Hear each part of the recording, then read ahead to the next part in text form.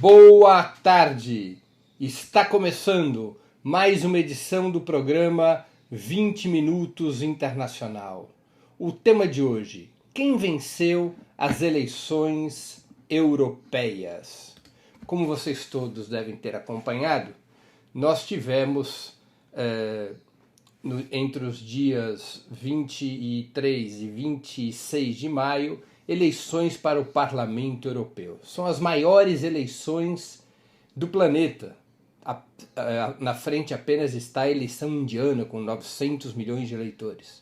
As eleições do Parlamento Europeu são mais de 400 milhões de eleitores. E dessa vez houve um comparecimento importante.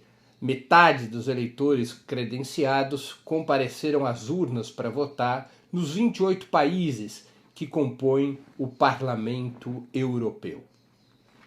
Essas eleições ocorrem no momento de aguda crise política da Europa e também num clima no qual a crise econômica startada em 2008 segue seu curso. A economia europeia, com raras exceções, vive um período longo de estagnação, problemas sociais graves, em particular os problemas relacionados à imigração, mas também a queda da produtividade, das taxas de crescimento da economia, do emprego, desmonte progressivo do estado de bem-estar social.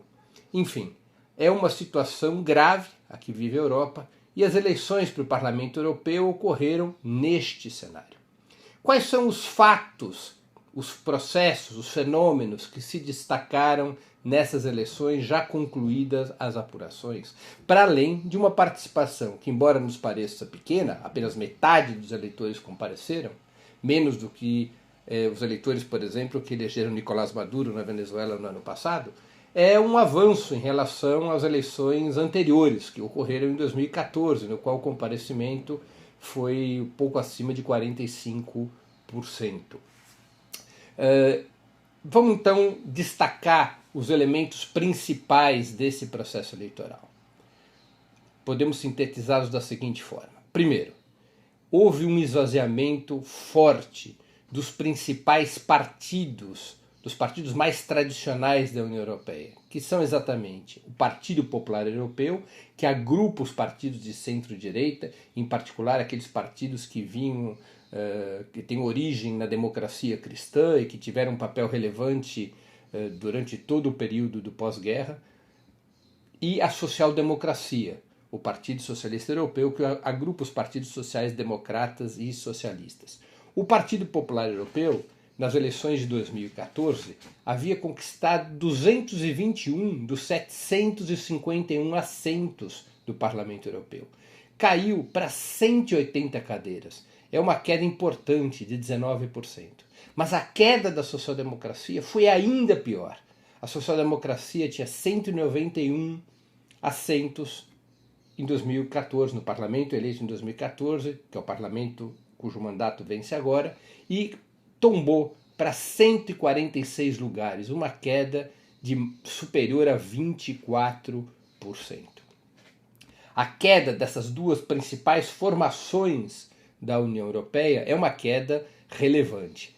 Elas juntas possuem no parlamento de 2014, elas juntas possuem 412 cadeiras. Elas caem agora para 326. Portanto, não é possível pensar numa coalizão social-democracia, Partido Popular Europeu, esse sistema bipartidário que praticamente dominou o Parlamento Europeu desde das suas primeiras eleições há vários anos atrás. Essas duas formações políticas perdem essa hegemonia, esse jogo bipartidário. Quem ascende dentro do bloco centrista são os liberais democratas, uma corrente centrista entre a social-democracia e o Partido Popular Europeu, que tiveram, os liberais democratas, 67 cadeiras conquistadas em 2014 e agora subiram para 109 posições, um crescimento espetacular de 63%. As três formações, o Partido Popular Europeu, os liberais-democratas e os sociais-democratas, são os três grandes partidos europeístas. São os três grandes partidos que defendem a manutenção da União Europeia. O bloco formado por esses três partidos tem maioria para eleger o presidente da Comissão Europeia. Para ter a maioria necessária para eleger o presidente da Comissão Europeia, são 375 cadeiras. A soma dessas três formações dá 435. Mais do que suficiente, no caso de acordo, para que elejam o presidente da Comissão Europeia. O Partido Popular Europeu reivindica essa posição para si, pois afinal de contas ainda é o maior partido da Europa. Os sociais-democratas também entram na peleja, apontando um nome da sua preferência, das suas fileiras. Os liberais-democratas poderão definir esse jogo, se inclinando para a social-democracia ou o Partido Popular Europeu. De toda maneira, esse bloco europeísta, esse bloco formado por liberais-democratas, Partido Popular Europeu e sociais-democratas, se é verdade que passam a ter 435 cadeiras em 751, garantindo uma maioria de praticamente 60% no Parlamento Europeu, tiveram uma queda em relação a 2014. Em 2014, as três forças agruparam 479 cadeiras conquistadas. É uma queda de quase 10%, não é pouca coisa. Quem que cresce se sociais-democratas caem e se a direita tradicional, o Partido Popular Europeu, também perde força? Cresceram a extrema-direita, eurofóbica, anti-europeísta, portanto, cresceram os verdes. A extrema-direita é a que teve o mais notável crescimento do ponto de vista da sua influência política. Vamos nos recordar que em 2014, os partidos de extrema-direita, os três blocos que compõem a extrema-direita europeia, chegaram a 118 cadeiras, pularam agora para 171. É um crescimento de 45%. Com 171 cadeiras, a extrema-direita passa a ter algo como 25% do Parlamento Europeu. Não é o suficiente para desequilibrar o jogo, não é o suficiente para impedir uma maioria constitucional de 2/3 no Parlamento Europeu, que é o volume de votos necessário para as mudanças mais substanciais das regras da Europa, mas a extrema-direita passa a ter um peso muito maior do que o que tinha. E esse peso, para além do numérico, é político, porque a extrema-direita conseguiu ser majoritária em países muito significativos, como a França, por exemplo, na qual o partido, o Reagrupamento Nacional, a antiga Frente Nacional de Marine Le Pen, foi a força mais votada, ultrapassando o Macron, ultrapassando o Partido Socialista, enfim. A extrema-direita ganhou na França, isso é muito importante. Ganhou também na Itália, foi a força dominante na Itália. E, igualmente, ganhou num país que está de saída da União Europeia, que é a Inglaterra. O partido do Brexit na Inglaterra superou conservadores e trabalhistas. Aliás, o desempenho de conservadores e trabalhistas foi pífio. Os conservadores e trabalhistas ficaram atrás do partido do Brexit, atrás dos liberais-democratas e atrás dos verdes no Reino Unido. Foi uma derrota acachapante. Mas vejam só, o partido anti-europeísta teve maioria, com formações de extrema-direita. Na Itália e na França, são os dois países nos quais mais se destaca esse avanço da extrema-direita, e também na Inglaterra, onde o partido do Brexit não é propriamente de extrema-direita, mas acaba se alinhando com essas forças mais reacionárias. A extrema-direita, embora tenha crescido, não teve um vigor que esperava. Ela esperava poder chegar a uns 200 deputados no Parlamento Europeu, o que a aproximaria de ter quase 1/3 daquela casa. O seu desempenho teve menos vigor do que o que esperava, mas foi um desempenho muito importante, e especialmente pelo peso político dos países nos quais a extrema-direita logrou maioria. Também cresceram os verdes. Os verdes tiveram um crescimento importante, de 50 para 69 deputados, só um crescimento de 38%. Esse crescimento dos verdes foi muito relevante na Alemanha. Os verdes deixaram a social-democracia alemã para trás. Foi o pior desempenho da história da social-democracia. Os verdes também tiveram um desempenho importante no Reino Unido e em outros países. Com isso, esse crescimento dos verdes ajuda a fragmentar o Parlamento Europeu. Os verdes são uma composição bastante ampla que roda da centro-direita à centro-esquerda. Não é muito claro o seu alinhamento nas questões econômicas fundamentais, especialmente aquelas que dizem respeito à política de austeridade, e representam, acima de tudo, o crescimento de uma pauta ambientalista. E, do ponto de vista político, repito, o crescimento dos verdes ajuda a fragmentar o Parlamento Europeu. Aquela forte hegemonia dos dois grandes partidos europeístas, sociais-democratas e o Partido Popular Europeu, essa forte hegemonia foi dinamitada pelo crescimento dos liberais-democratas, foi dinamitada pelo crescimento da direita e também foi prejudicada pelo crescimento dos verdes. Por fim, a esquerda teve um desempenho ruim nessas eleições. Em 2014, os partidos de esquerda, que são os partidos comunistas, os partidos socialistas de esquerda, que compõem um bloco no parlamento entre verdes progressistas, partidos comunistas e a esquerda nórdica. Esse bloco tinha conquistado 52 cadeiras nas eleições de 2014 e agora caiu para 39, uma queda de 25%.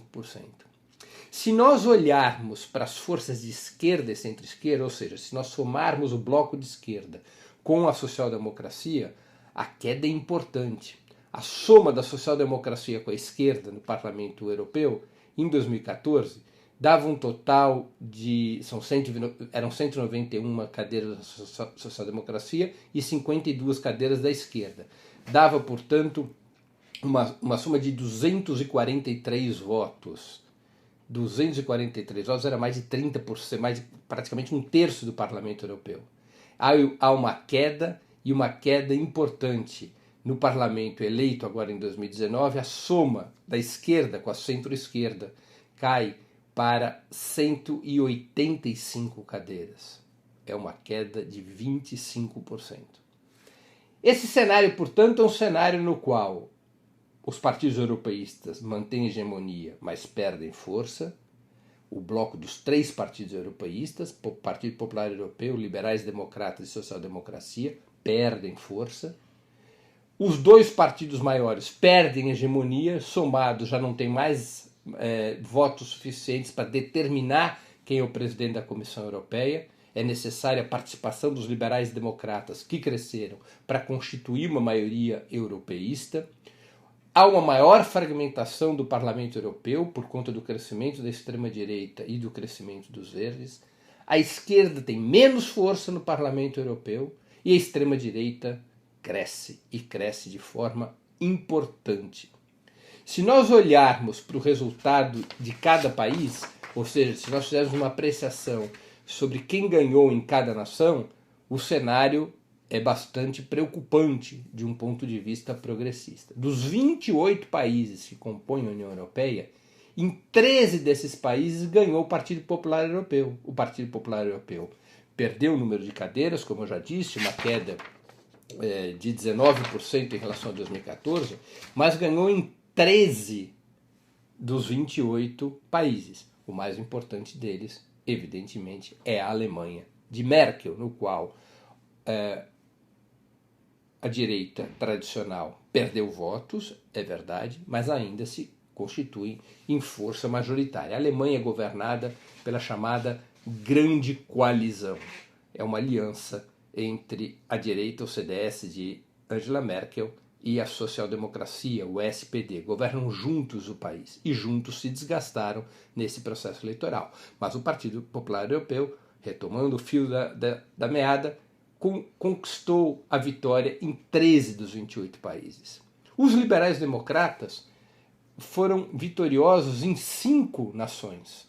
Não é um resultado em nada desprezível, não é? Não é um resultado a ser desconsiderado. Os liberais democratas foram majoritários em países relativamente importantes, como a Dinamarca, a Eslováquia, em pequenos países como Luxemburgo e também na República Tcheca. A social-democracia teve vitória em apenas 5 dos 28 países. Teve vitória na Suécia e, surpreendentemente, na Holanda, e tiveram vitória no pequeno país que é a Ilha de Malta e, sim, venceram com relevantes resultados em Portugal e na Espanha. A social-democracia perdeu muita força na Europa. Se há uma formação política em evidente crise na Europa, é a social-democracia. A esquerda, o bloco de esquerda, não conseguiu ser vitorioso em nenhum país, enquanto a extrema-direita teve 5 importantes vitórias, o mesmo número de vitórias da social-democracia. A mais importante dessas vitórias, as mais importantes foram, como eu já disse, Itália e França, mas também forças anti-europeístas, forças eurocéticas foram vitoriosas na Inglaterra, que está de saída da União Europeia, e também na Polônia e na Hungria, países governados por formações ultra-reacionárias, neofascistas. Como nós podemos ver, portanto, o cenário europeu é um cenário de inclinação à direita, forte inclinação à direita, com um crescimento dinâmico das forças neofascistas, das forças ultra-reacionárias. Como poderíamos explicar essa situação? Esse é um debate que rende muito pano para a manga, mas algumas pistas já são possíveis. O longo desgaste econômico que sofre a Europa leva a uma situação de desesperança da classe trabalhadora europeia, dos povos europeus, com esse modelo pan-europeísta, com a economia liberal e com o sistema político tradicional. A ultradireita tem conseguido galvanizar esse sentimento, ao contrário da esquerda. A maior parte dos partidos da esquerda europeia, especialmente depois do colapso da União Soviética, passaram a ter um discurso menos nítido de crítica e combate ao sistema político e econômico do capitalismo europeu. A esquerda, os partidos da esquerda europeia e mais ainda a social-democracia são vistos como por parte importante do povo europeu como integrantes desse sistema que não tem trazido bons resultados para as populações, que é visto hoje de forma muito crítica por uma grande parcela dos cidadãos e das cidadãs da Europa.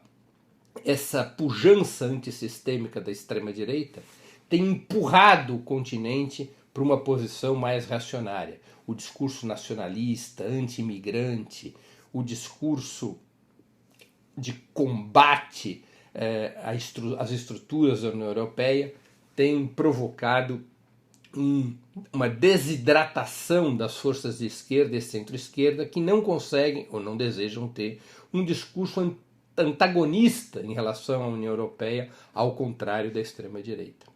Um país no qual ficou evidente o colapso do discurso integracionista é a Grécia. Embora na Grécia não tenha vencido a ultradireita, o Tsipras já não é mais majoritário.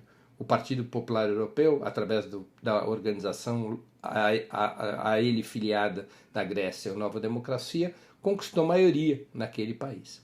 Então, esse é um cenário, o desgaste da economia europeia, o desgaste do sistema político europeu vai fortalecendo as forças antissistema, vai fortalecendo as forças que criticam de maneira frontal o sistema político e econômico da Europa. Isso desgasta as forças de centro-esquerda e até de esquerda, e também desgasta a direita tradicional. O Partido Popular Europeu, por essa razão mesmo, perdeu votos, assim como a social-democracia. O crescimento dos verdes e dos liberais-democratas merece um estudo mais detalhado. Os verdes representam um crescimento importante da preocupação na Europa com a questão meioambiental, ou seja, os temas de deterioração do meio ambiente ganharam relevância nas últimas décadas, ganharam força nos últimos anos, e isso leva um certo fluxo de voz, especialmente da juventude, para o Partido Verde. De alguma maneira, também o voto nos verdes revela o desgaste do sistema político europeu, do sistema político e econômico europeu. os jovens já não se identificam mais nos partidos tradicionais da direita e da esquerda, já não compreendem que nesses partidos esteja a solução para os problemas econômicos, sociais e ambientais do continente e buscam alternativas fora do velho espectro político da Europa, e isso beneficiou os verdes. Os liberais-democratas é um fenômeno mais curioso. Os liberais-democratas são fortemente europeístas. Os liberais-democratas fazem parte desta aliança centrista da Europa, que inclui também o Partido Popular Europeu e os sociais-democratas. Muitas vezes os liberais-democratas andam junto com o Partido Popular Europeu. Por que cresceram? Basicamente porque uma explicação possível é que cresceram basicamente porque o desgaste do Partido Popular Europeu e da social-democracia, que hegemonizam os governos da Europa, levou uma parte do eleitorado desgostoso com essas administrações do Partido Popular Europeu ou da social-democracia buscar uma opção também no campo centrista, mas que não tivesse tão desgastada na gestão da economia europeia dos últimos anos. É possível entender, portanto, que o voto dos liberais-democratas são fundamentalmente votos conservadores, que se descolaram do Partido Popular Europeu sem uma visão antagonista, portanto, sem migrar para a extrema-direita, e migrando para um outro partido também centrista, mas que não tivesse tão desgastado, que não tivesse tão corroído pelos problemas e pelas crises que a Europa vem enfrentando. É uma alternativa daquele eleitorado que quer mudanças, mas não mudanças radicais. Isso é o que poderia explicar melhor o ascenso dos liberais democratas. Por fim, há que se constatar que essas eleições europeias revelam um elemento importante do cenário político no velho continente. Lembremos sempre que os resultados das eleições europeias não significam que nos países, quando ocorrendo eleições gerais, teremos placares semelhantes. Não. É muito pouco provável que o partido Brexit no Reino Unido, por exemplo, seja majoritário nas eleições gerais quando elas vierem a ocorrer. Esse é um exemplo, e outros países poderiam ser citado o mesmo exemplo. As eleições europeias seguem outra dinâmica, que não é a dinâmica das situações nacionais. Mas, de toda maneira, essas eleições europeias são um indicador do processo contínuo de derretimento do sistema político e econômico da Europa, de fracasso progressivo do chamado austericídio da política neoliberal, e acena para os perigos que esse cenário traz, em particular o perigo da ascensão da extrema-direita. Por outro lado, para as forças de esquerda, acende um farol amarelo. Ou as forças de esquerda são capazes de oferecer uma alternativa antagonista ao sistema político e econômico europeu, ou as forças de esquerda são capazes de serem antissistema e convencerem uma parte importante do eleitorado de que essa alternativa antissistema é viável e enfrenta os problemas estruturais da Europa, ou a esquerda terá graves problemas daqui por diante. Concluo, assim, minha exposição de hoje com o balanço sobre as eleições europeias. Antes de encerrarmos o programa, 2 mensagens. A primeira mensagem. Sugiro a vocês fortemente que façam uma inscrição no canal de Opera Mundi no YouTube. Nessa plataforma, vocês tanto poderão assistir nossas transmissões ao vivo, quanto pesquisar e acompanhar edições anteriores dos programas 20 Minutos e demais programas da TV Opera Mundi. O YouTube é uma plataforma muito mais amigável para assistir vídeos, para fazer comentários e também para contribuir financeiramente com o canal do Opera Mundi através do Super Chat. Quando forem fazer a inscrição no canal do Opera Mundi no YouTube, não se esqueçam de marcar o sininho, porque aí vocês serão avisados todas as vezes que nós colocarmos novos programas no ar. Programas nossos produzidos pelo canal Opera Mundi ou veiculados pelo nosso canal. A gente veicula muitos programas que são produzidos por outros parceiros. Segunda mensagem. Peço a vocês encarecidamente que façam uma assinatura solidária de Opera Mundi.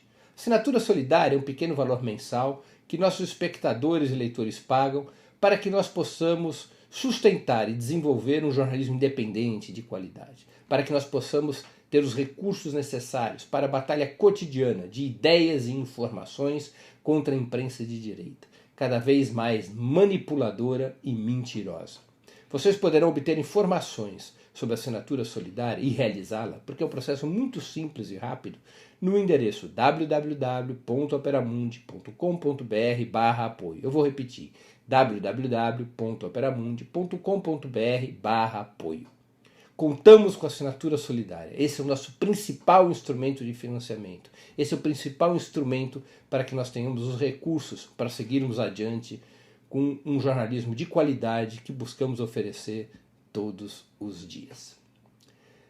Termino aqui o programa 20 Minutos Internacional dessa quarta-feira, que buscou fazer um balanço das eleições europeias. Nós voltaremos a nos ver na próxima sexta-feira com o programa 20 Minutos História, às 4h30 da tarde, nos canais de Opera Mundi, no Facebook e no YouTube. Até lá e um grande abraço.